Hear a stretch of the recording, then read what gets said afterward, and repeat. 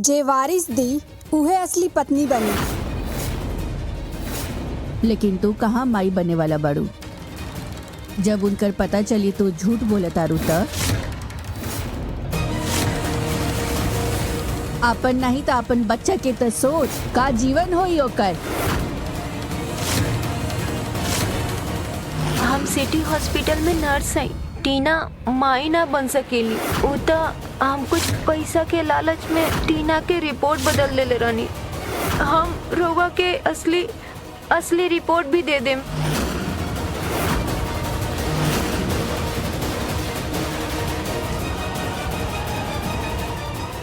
ये सब का बता। सच बा कार्तिक जी,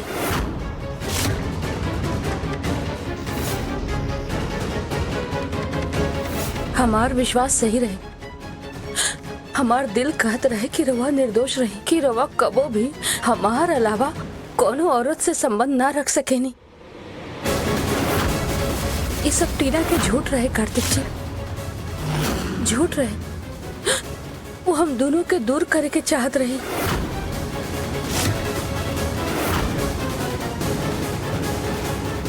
ये देखी कार्तिक जी, वो नर्स हमरा असली रिपोर्ट भी भिजवा देले बड़ी। देखी, टीना पेट से नहीं खी। जब डॉक्टर के पास हमरा नाम के ब्लड सैंपल आई तो तू मेक श्योर करिया कि हमारी रिपोर्ट पॉजिटिव आई।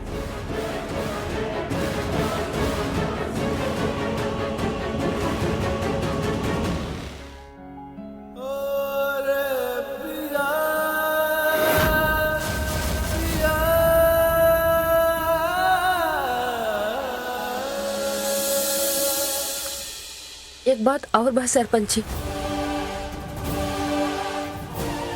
इहो देख ली। अगर हमार शादी क्रैट्स के साथ ना भइल तो हम क्रैट्स पर केस करें।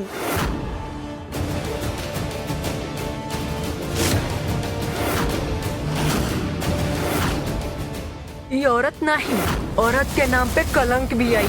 एकरा के तो सजा मिले के चाहिए। एके शर्म नहीं आई इतना घटिया इल्जाम लगावतिया। ना ई सब झूठ है। हम कहता नहीं नो।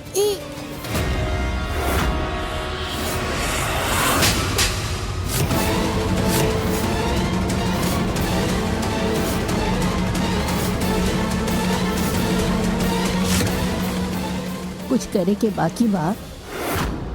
आस्तीन के सांप बाड़ू तू। अपन पाप के परछाई परिवार के बार बार धोखा देले बाड़ू। हमरा शराफत के फायदा उठाइले बाड़ू तू। अब एक बात कान खोल कर सुन लो, अगर दोबारा हमारे परिवार के डसले ना तो हम खुद पकड़ के थाने ले जाए तो के, समझ लू। अब दोबारा कुछ देखे के बाकी रह गल बा का बड़की ठकुराई। एकरा करम के सजा तक मिलबे करी। जैसा ने के करम काला बा ना, एकर मुंह काला होई।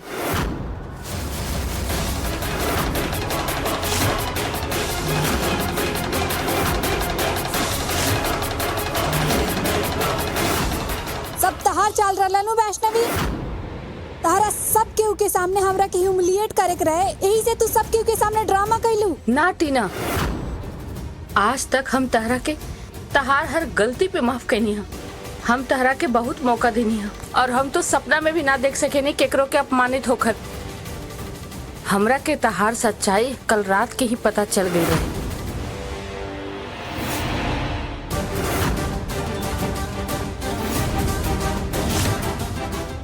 हम तो सारा बात के घर के चार दीवारी के बीच में रखे के चाहत रहनी है, बाकी तू ही रहलू जे पुलिस के झूठा कंप्लेन करे के चल गेलू हो, जे हमार घर के इज्जत के समाज के सामने डुबावे के चाहत रहले। तू ही बात के लोगन के बीच ले लू हो। हम जानत रहनी है कि अगर हम खाली घर वाला की सच्चाई बतेले रहती तो समाज वाला हमरा से कहित कि हम तहरा पे दबाव डाल के सच्चाई के दबाव तानी। एक खातिर हमरा ये सब कुछ समाज के सामने करे के पड़ल ताकि सबके पता चले कि कार्तिक जी बेगुनाह बाड़न। हमार मानी अब एकरा के घर में रखल सही बात नहीं थे। चल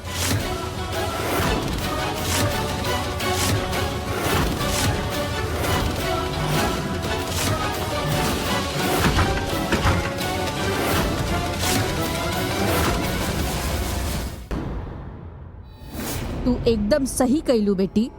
अब एकरा के सजा तो हम देम। Oh really? हम भी देखा तानी कि तू लोग कैसे हाथ लगावता हमरा के।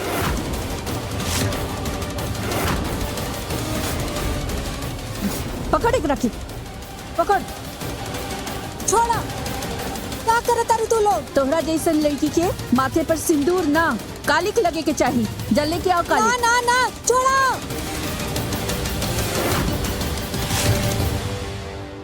मैया हमार दिल भय से भरल जाता। दीदी अपन दिल के बात मान ली, जीजू के बचौली, लेकिन बाकी पहेली के का अर्थ रहा? नशो के रक्त का दीदी के विजय भइल बा। जब कोनो पहेली चुटकी में हल हो जाए तब समझ जाए के चाही कि कहीं कोनो भूल होखता।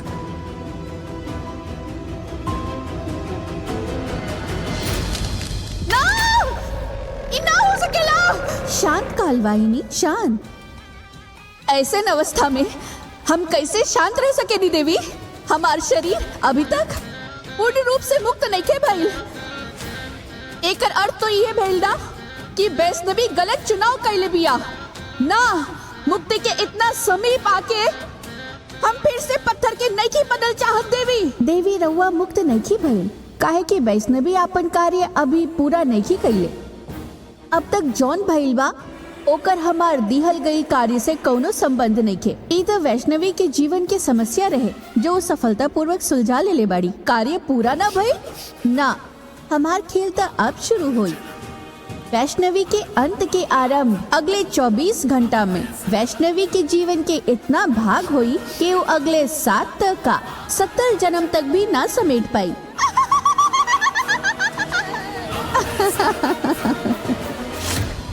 अब हमार मानी, अब एकरा के घर में रखल सही बात नहीं थी। चल।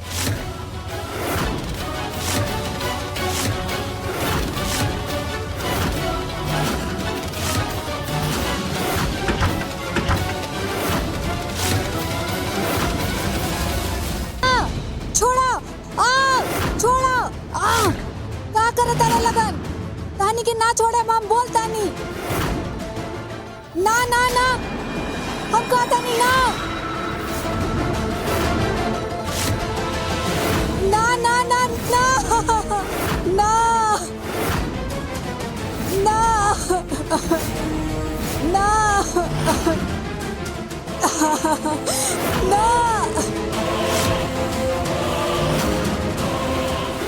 हम तो बुझिए नहीं खी पावत बड़की ठकुराइन कि ऐसा लड़की रउआ नजर से कैसे बच गई। हमार मानी, अब एकरा के घर में रखल ठीक नहीं थे। हमरा से समझे में भूल हो गई बा,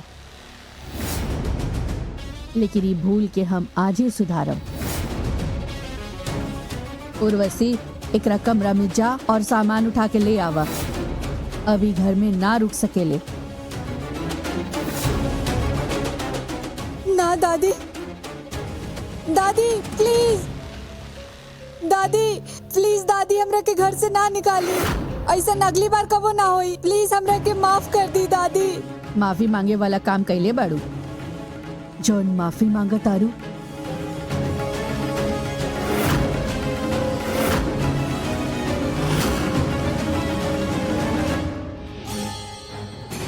क्रैच क्रैच क्रैच क्रैच, तू तो बहुत अच्छा से जाना तारा नो। तू समझाओ ना दादी के प्लीज। हम जौन भी कहनी तारा प्यार में कहनी। बचपन से हम दोनों साथ में रहनी और पता ना ये कहाँ से बीच में आ गई।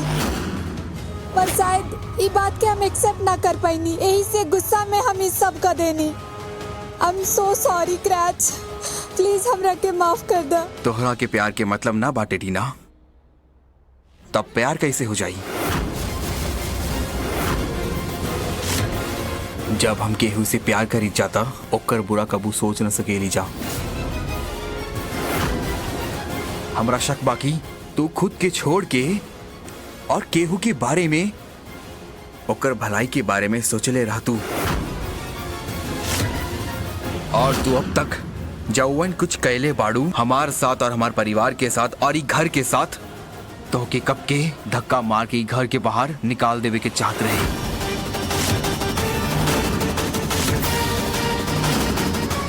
सुन ले लू और कुछ सुनने के बाकी बा, निकल जा यहाँ से। अंकल रउआ प्लीज दादी के समझाई ना प्लीज। अंकल पापा राउर अच्छा दोस्त रहनी नु और हम राउर बेटी जैसन बानी नु। अंकल प्लीज बोली ना दादी के। जे हमनी के हमार परिवार के मारे के कोशिश कैला सो हमार कभी दोस्त ना हो सकेला। अच्छा रहित कि हमार परिवार तोरे परिवार से मिलने न रहित।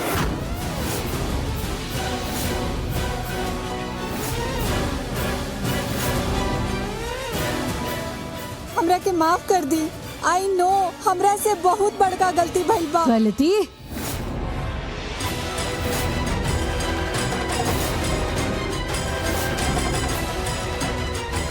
गलती कैले बाड़े?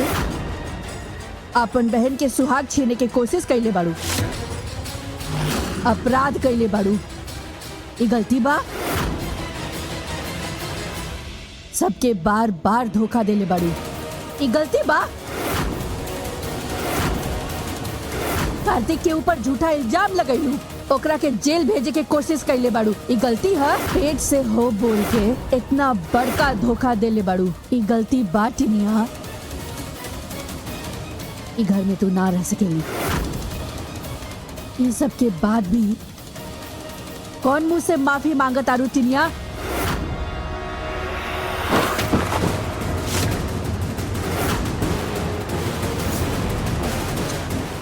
दादी गलती तो इंसान से ही होकेला।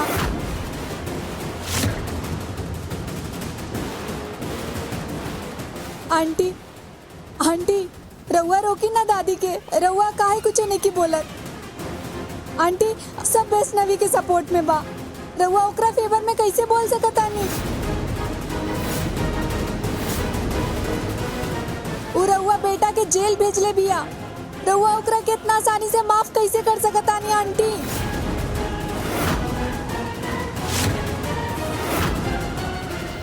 आंटी एक बात कान खोल के सुन ली, हमरा रउआ बारे में सब कुछ पता बा। राउर हर एक प्लान, राउर हर एक स्कीम वैष्णवी और दादी के बता देनी तो हमरा साथ साथ राउर भी बैग पैक हो जाई।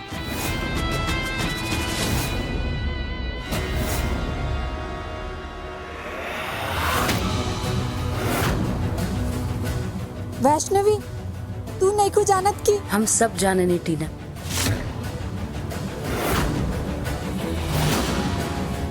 और हम माँ जी के माफ भी कर देने हैं, काहे कि जो कुछ भी कैली है अपन बेटा के मोह में कैली है। बाकी तू, हम तहरा पे बार बार भरोसा करके तहरा के माफ कैनी है, अगला बेर तू हमरा के ओकरा से बड़का धोखा देलू हटीना, हमरा के बुरा आत्मा साबित करे के कोशिश कैलू, हमरा से ही हमार पति के छीने के चाहलू, यहाँ तक कि तू हमरा के मारे के भी कोशिश कैलू। फिर भी हम हर बार तहरा के माफ करत रहनी, मौका देत रहनी। फिर जब हमरा के पता चलल कि तू हमार सौतेली बहन हऊ, हमके तहरा पे दया आवे लगल हटीना।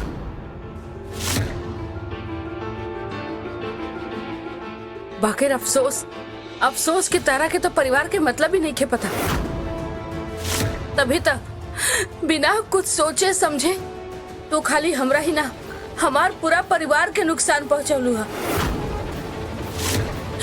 हम कार्तिक जी से कहनी कि आज हम वही करब जे हमार परिवार खातिर सही हुई, और तहार यहाँ रहल हमार परिवार खातिर बिल्कुल ठीक ना बटी। तू यहाँ रहबू तो रिश्ता में खाली जहर घोलबू।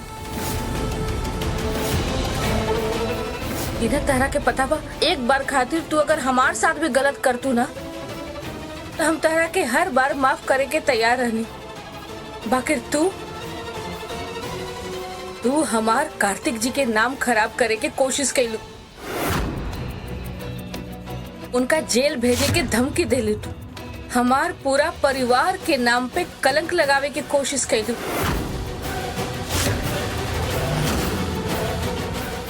यही खातिर अब तू यहाँ कबो न रह सकेलू।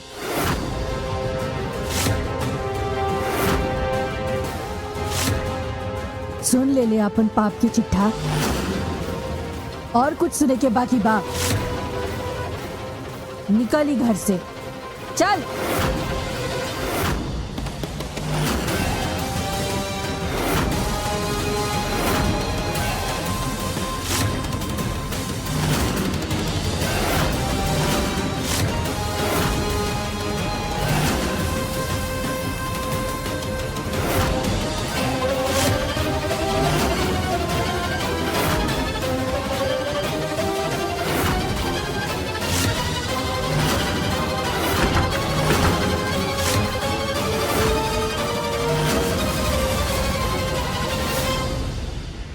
हम जानता नहीं, हमारे अलावा टीना के जीवन में और कोई नहीं खे। यही खातिर हम हर बार ओकरा के माफ करत रहनी। बाकी ई बार उ सारा हद पार कर देले।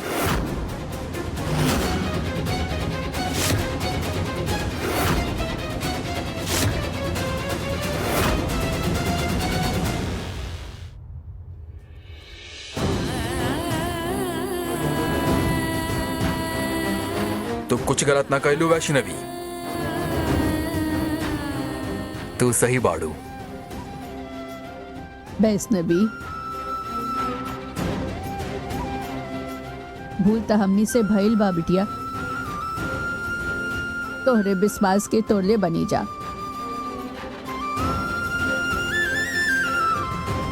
ना दादी, ना ना,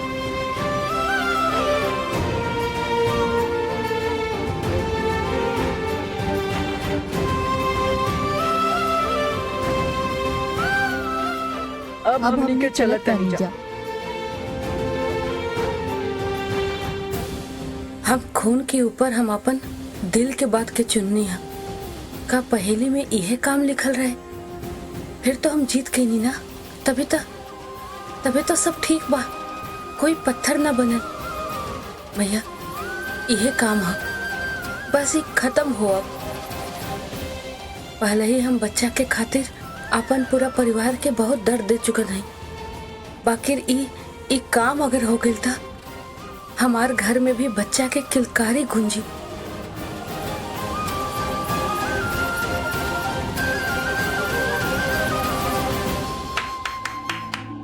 मैया, लागत है दीदी के शुभ दिन प्रारंभ हो गई बा। एगो के बाद एगो विजय मिला था उनके। टीना के साथ सबके सामने आ गई और सबके मिल के ओकरा के घर से निकाल दे ले बा। टीना के झूठ तो सबके सामने आवे के रहे शैशव। काहे कि झूठ के आयु अधिक देर तक लंबा ना रहेला। वैष्णवी के कार्य अभी समाप्त नहीं भइल। बाकी रेकर आगे जे होखे वाले बा, ओकर परिणाम अति भयंकर हो सकेला। हम समझनी ना मैया। शीघ्र ही समझ जेबा।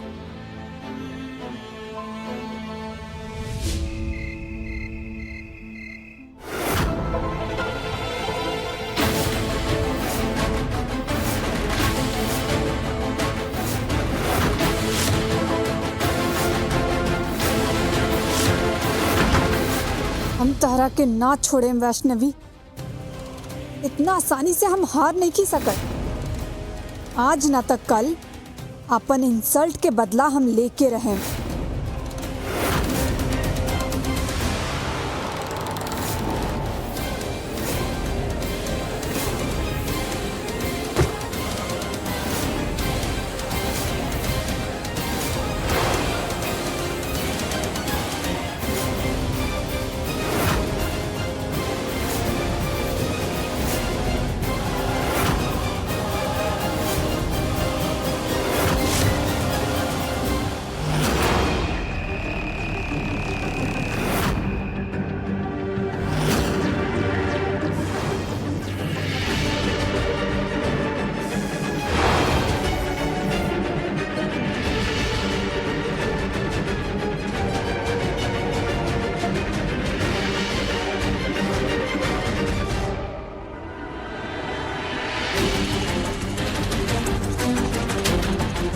हम तोरा के छठी मैया के बेटी समझकर बहू बना के लाइल बानी। तू तो उनकर परछाई भी नहीं खू। जौन लड़की माँ न बन सकेली ऊ हमार खानदान के बहू बने के लायक नहीं थे। दादी दादी दादी का रवा कहता नहीं दादी। कार्तिक जी रोकी ना इनका के। रवा तो हमरा के समझे नहीं ना कार्तिक जी। रोकी ना दादी के।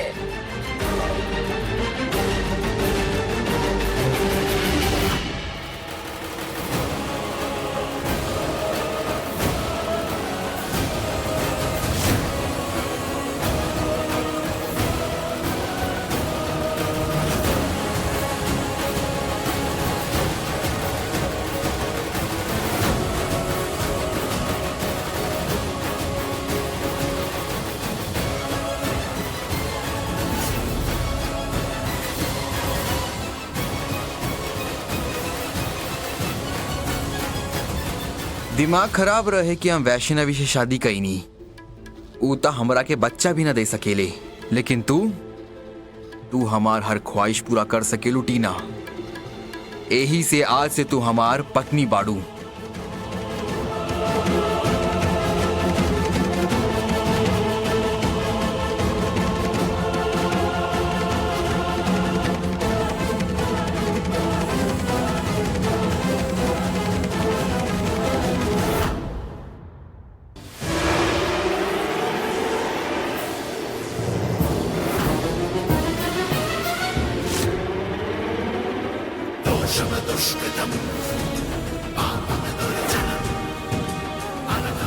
ये चलचित्र जौन तू देखा तारू ये अवश्य पूर्ण हो सकेला, किंतु तोहरा के ओहे करे के पड़ी जौन हम कहा।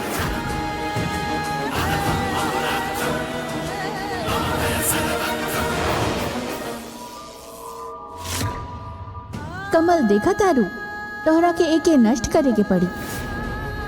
ई कोनो साधारण कमल के फूल नहीं के, ई वैष्णवी के गर्भ बा। अगर ई नष्ट हो जाई तो वैष्णवी कभू मां ना बन पाई और तोहार स्वप्न भी पूर्ण हो जाई। हम अपन सपना पूरा करे खातिर कुछ भी करें। वैष्णवी के गर्व नष्ट करके ही रहें।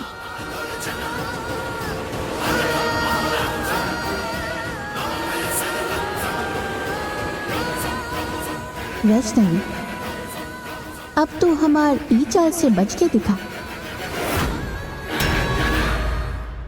ऐसे मत कर टीना, दे दा हमरा के टीना। दुश्मनों पे भरोसा करे के आदत तहार बा, हमार ना।